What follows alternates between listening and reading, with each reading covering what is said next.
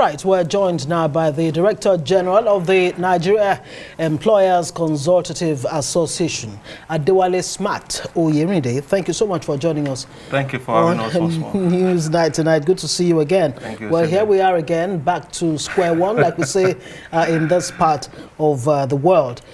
Let's even start with the cost of incessant strikes on the economy. You heard the Labour Minister lament, about the economic impact of these strikes. From your standpoint as Employers Association, what are your views about this? Well, it's becoming one strike too many, or one threat of strike too many. Right. Which ordinarily avoidable, basically. If government had played this role, Labour had the case. They had agreement with government, and it's expected that those agreements, government will demonstrate good faith in implementing those agreements. If along the line you have issues in implementing, there is always provision to renegotiate an agreement that has been agreed. So you can renegotiate an agreement. But I think what has been lacking, I think, is the issue of good faith. I'm not sure whether both parties or one of those parties have demonstrated good faith to engender the confidence of the other. On government. whose part now? Is it on the part of government? I think government consistently have not lived up to the agreement that was reached. We are not privy to those agreements. We are not privy to the content of it. We are not privy also to the conditions, precedents to the implementation of those agreements. But from what we've heard, that there was an agreement that was signed, an agreement that was reached, an implementation plan also agreed.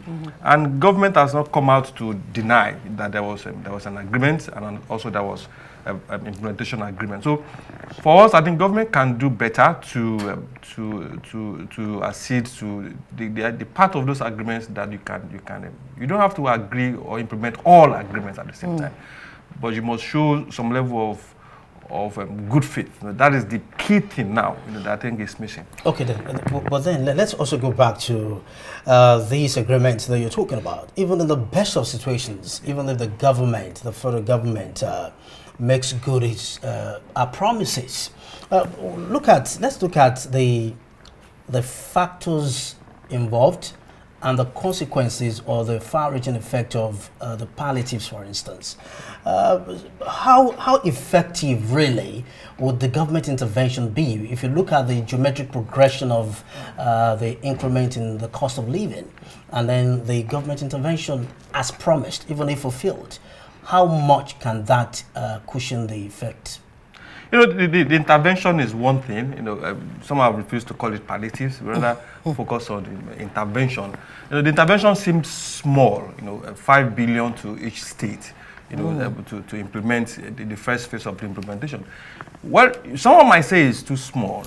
But if 5 billion is judiciously used, then it has a consequential effect on consumption and also on production, which also keeps the wheel of the economy running. The most important thing is you keep the wheel of the economy running, irrespective of how big it is.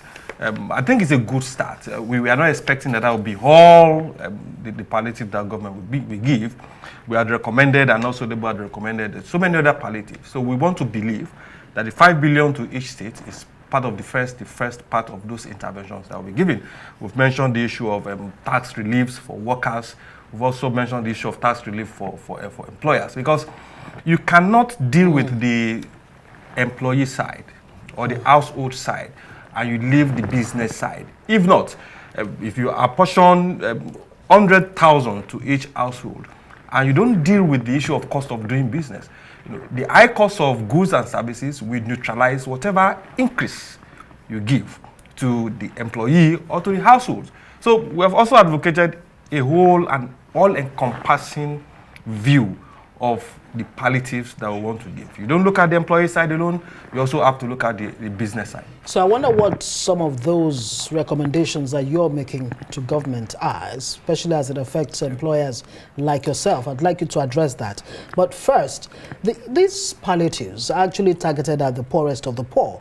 of the economy doesn't necessarily meet the needs or demands of the working class. You know, people like you and I that have to go to work every day, have to fuel the cars. Absolutely. I don't even want to mention the figures, because sometimes when you have to pay for petrol, you get depressed automatically. As high as 40,000, 50,000 in some cases, more than that. You have to commute. Yeah. Exactly. For those that have it. For those that have it. As employers, do you have any package to help cushion the impact of subsidy removal for employees?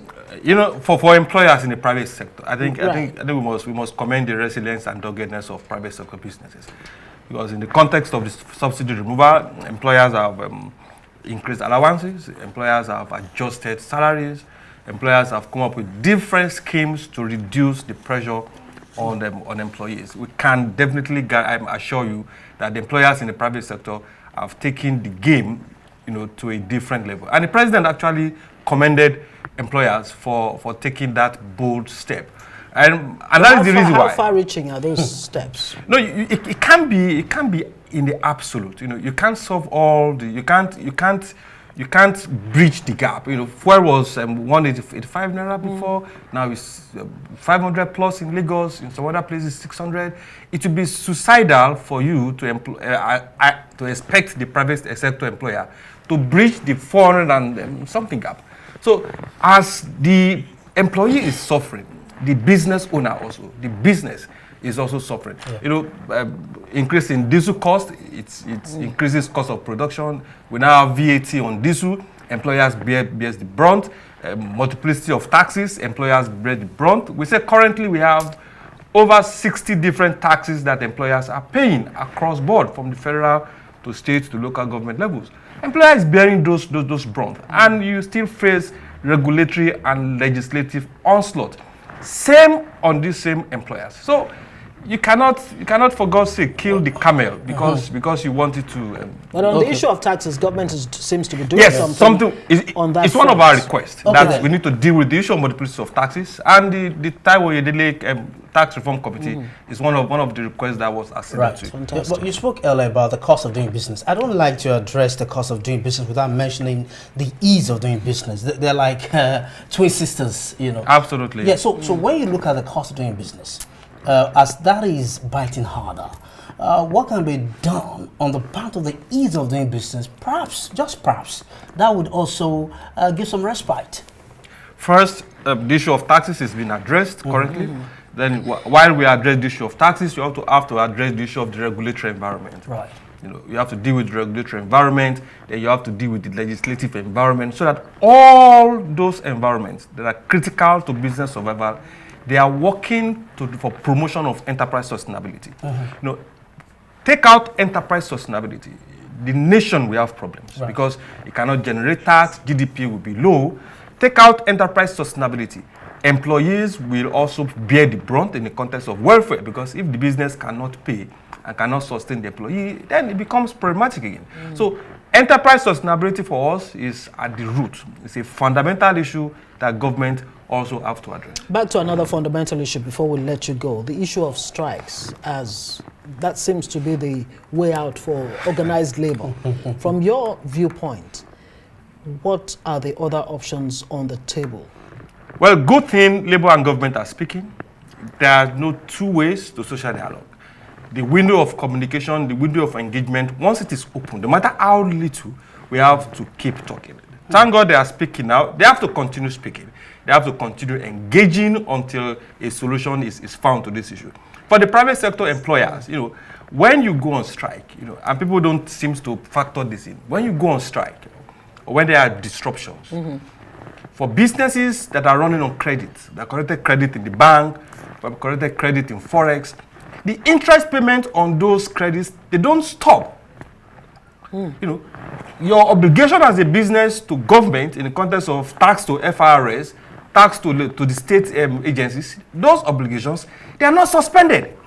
And sometimes you're also expected to pay salaries, even while there are disruptions. So for us, while this issue is going on, employers cannot, you know, and will not continue to be the victim. So government and labor should do well to resolve those issues, because Anything that will compromise the employer's ability to pay his taxes, compromise the employer's abilities to pay salaries, it will have consequential effects on all parties. And that is our plea, that the conversation should continue. There is no other option than social dialogue, and we believe strongly that this should be resolved before the Labour's deadline. Adewale-Smatt, Oyerinde, thank you very much indeed for coming to this night. Thank you for having That's us. the Director General of the Nigerian Employers Consultative Association.